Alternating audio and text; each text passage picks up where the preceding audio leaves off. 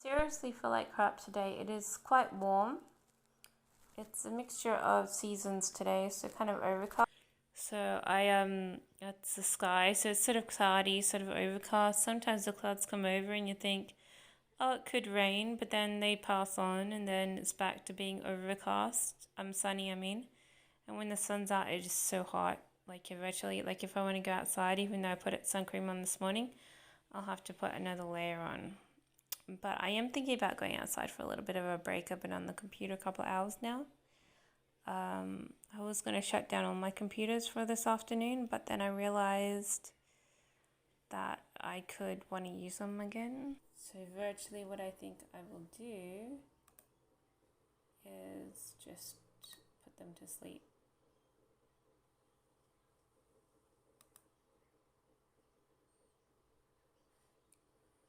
Settings. What am I doing? I don't know what settings are. Close the settings. I just want to put them to sleep for a little while because I want to go for a walk. There it is. Sleep. Same with this one. This one could stay on for a lot longer, so I'll just put that one to sleep too.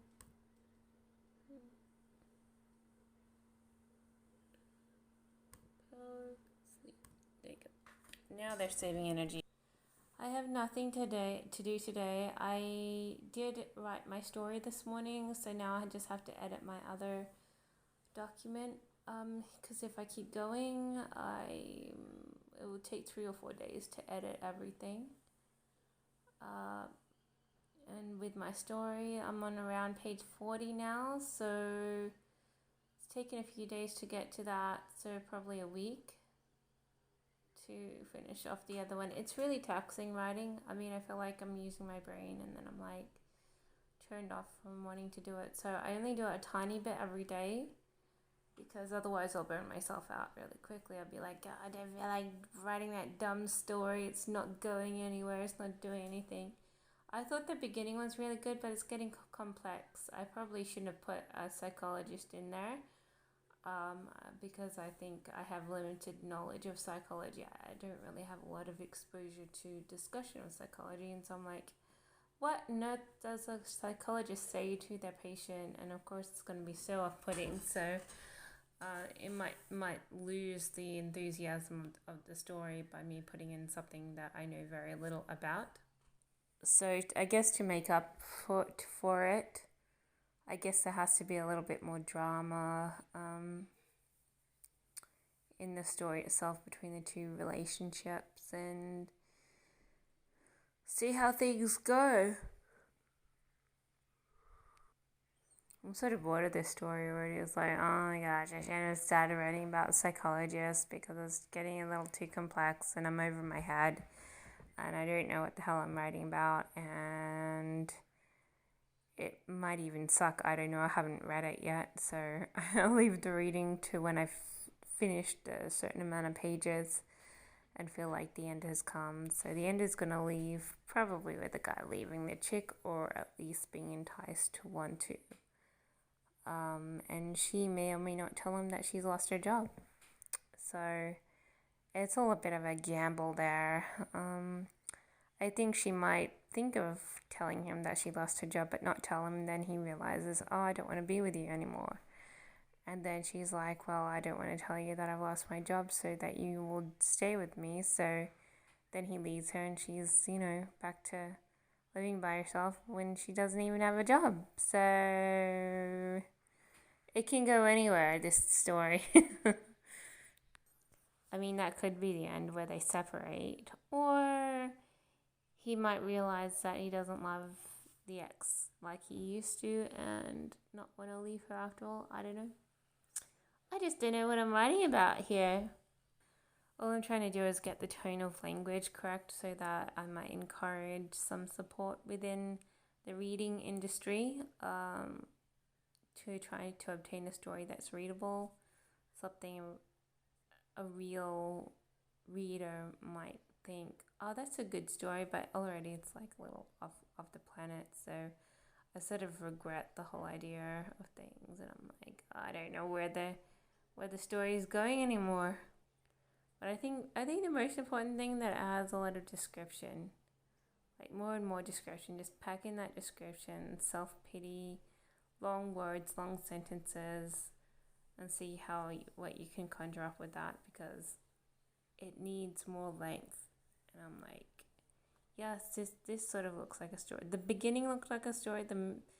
The early start looked like a story, but now that it's sort of in the middle and there's this dumb psychologist popping up and not really knowing what she wants to say to her client, I'm like, why do I do it? Why do I put in a psychologist and not an office relationship that's going to confuse him off the trail of him wanting to be faithful to whoever his girlfriend is? So why do I have to go to lengths to make things hard for myself? I think just another character which, confuses him off his relationship would be the more encouraging way of putting in another character, because then I don't have to think about, complex issues like psychology. I can just be like blah, blah, blah, blah, blah, blah, he says, she says, and then continued on like, the rest of the beginning. And I'm like, oh, it's so hard. But I'm trying to get a fiction that someone will want to read, because the way I write fiction normally is like not encouraging people to want to buy my book. And so I need more readable fiction, the kind that people want to read, to have that voice of, that tone, that correct tone that will be like, yes, I like this book. It's got a lovely tone to it. So, yeah. But now that I've been writing a couple of hours, I've got a headache and my fingers are sore, and I probably won't do any more writing till later this afternoon, at least for an hour and a half or so. So I've got an hour and a half to waste. So I thought I might go outside and see what's happening out there, go for a walk. I did eat quite a few little bickies that are like shapes, but not the Arnott's version, a different home brand version. The Spar version, SPAR. And yeah, they really suck. Oh no, I think they might have been bought from Aldi actually, the Aldi version. Because Aldi's got cheap stuff for cheap. But no, this one does taste, yeah, I don't know. It could be from Aldi. Either way, it sort of made me sick. I've been sick all day. Like, I wake up early this morning, like 3 o'clock in the morning, and I had a little sniffle on my nose. And then I was like, oh, maybe that's because I went to bed with wet hair. I don't really know why I have a sniffle, but I still have one. And I'm like, it could have been the chicken I ate yesterday, because I don't like farm chickens. They taste different than city chickens. I like the city chickens better because they don't have that fresh taste. It feels like you've only just killed something and then you're eating something with fresh blood still in it, kind of thing. It's fresher. And I don't necessarily like fresher because it tastes more pungent and whatever. And I'm like, I didn't particularly like eating that little bit of chicken yesterday. I only ate it because so the other person can say, oh, you're not eating my chicken, So I just gave myself a piece, but maybe it had like active germs in it or something. Maybe it's like a hayride chicken. But either way, I've got a little stuffed up nose today, and I'm like, well, I've taken my Panadol. I had to, since I was coughing early this morning, I couldn't get to sleep, and so I took some cough medicine. I always have some just in case, and that made me feel a lot better. But now I'm like, I feel like I've got allergies now, so maybe there's something floating in the air. That's because my eyes feel a little fluey and my nose is still a little runny, so it might be pollen, because I've had like 3 or 4 attacks of pollen already this year, and it's from all the waddle and stuff that floats around in the air on a particular day. And my eyes get really red and watery, and my nose gets quite runny.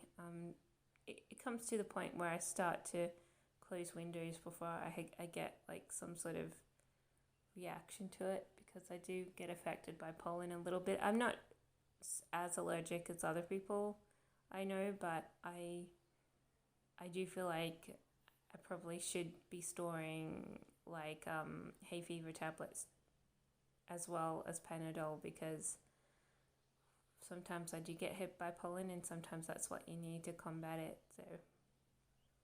So it could pretty much be any of these factors why I feel kind of a little bit like crap, because I do feel like there might be some pollen in the air. Not as much as other days. Other days my eyes are just watering, they can't stop, my nose turns red, and I start to think that if I don't close the windows I might end up with breathing issues or something, because there's just you do get your pollenous days. And I know it's from pollen. It feels like it's from pollen. But this morning I was confused. I was like, was it my hair? What is it, COVID?